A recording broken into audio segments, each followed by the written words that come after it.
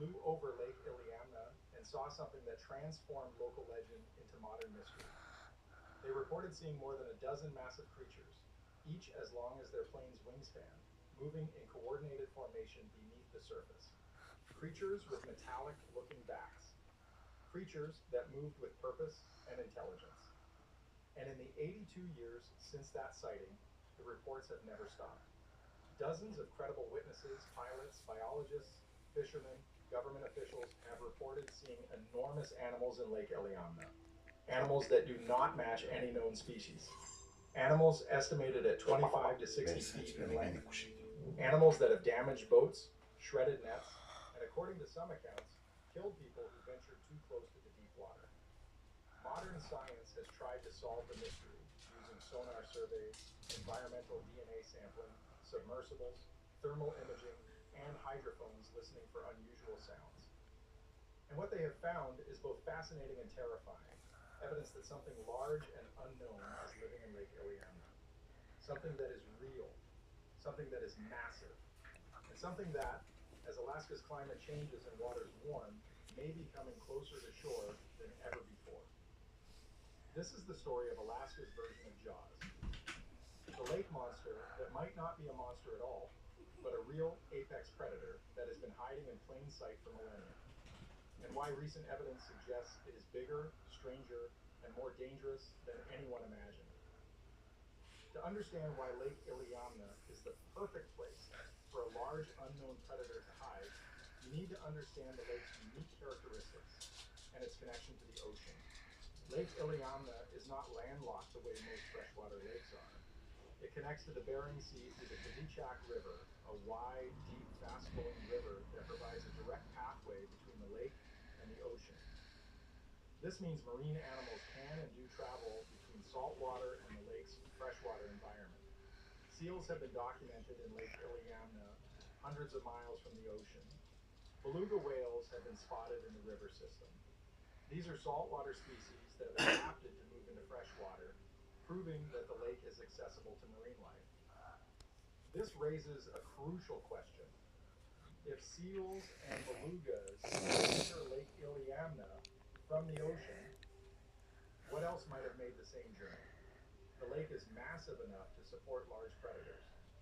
At 1,012 square miles of surface area and depths exceeding 1,000 feet in places, it contains enough water and habitat to sustain a breeding population of large animals without them being easily detected. More important is the lake's thermal structure. Lake Iliamna, like many deep cold water lakes, has a thermocline, a distinct layer where warm surface water meets much colder deep water. This creates a natural barrier that affects how light penetrates, how sonar behaves, and where fish concentrate. Below the thermocline, in the cold, dark depths, visibility drops to near zero. Sonar becomes less effective because the temperature difference sends sound waves. Anything living in those depths could remain invisible, even when boats pass directly overhead. One marine biologist explained that the thermocline acts like a cloak. The thermocline creates an environment where large animals can hide in plain sight.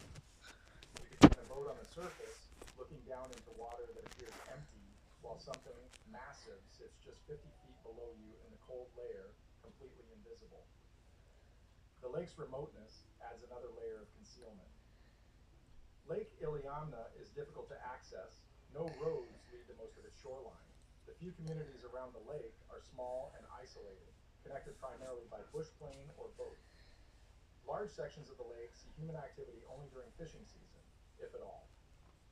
This is wilderness in the truest sense, and in wilderness, things can hide. The indigenous peoples of Alaska have lived with Lake Iliamna for thousands of years, and for thousands of years they have warned about something in the water. The Tlingit tell stories of Gunakadate, a powerful water being that can overturn canoes and drag people beneath the surface.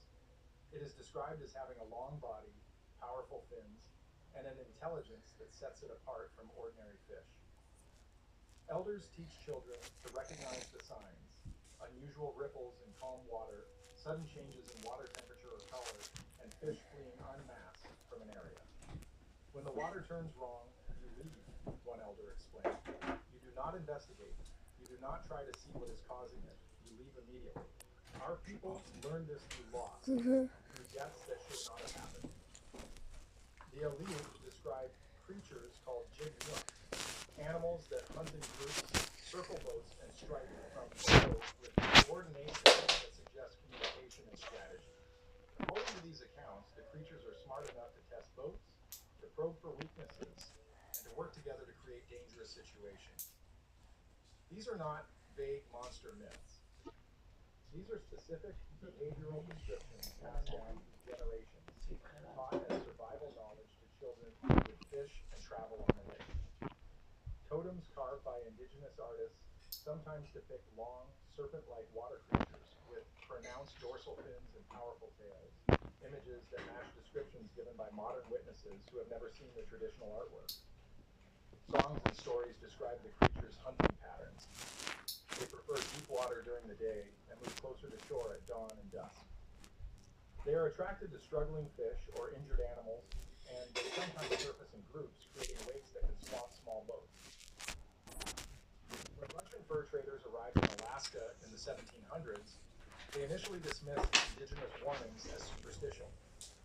But their journals tell a different story as the years progressed. Multiple Russian accounts describe boats being struck by unseen forces in Lake Iliamna, with impacts strong enough to throw men overboard. People were pulled underwater and bodies were never recovered. Nets were torn apart by something powerful enough to shred heavy rope. The Russians began taking the indigenous warnings seriously. They avoided certain areas of the lake. They traveled in groups. They carried weapons not for bears or wolves, but for something in the water. These historical accounts establish a pattern. For centuries before modern technology, before cameras and sonar, people reported encounters with large, aggressive, unknown animals in Lake Iliamna. And people were dying. The modern chapter of the Lake Iliamna mystery began on a clear day in 1942, when two men whose credibility could not easily be dismissed saw something that would haunt them for the rest of their lives. Babe Allsworth was a respected bush pilot with thousands of flight hours over Alaska's wilderness. Bill Hammersley was a government wildlife agent conducting aerial surveys of fish populations. Neither man had any interest in monster hunting or sensational stories. On that day, flying at low altitude over Lake Iliamna's deep water, they saw something that made Allsworth J'ai demandé pour remplacer la journée de ma fête. Non, Claudine m'a demandé. clearly Puis visible in the clear Monica. water, were more than a dozen large animals, not whales. The shape was wrong, not Caro seals, a- far too large. Each Caro animal was estimated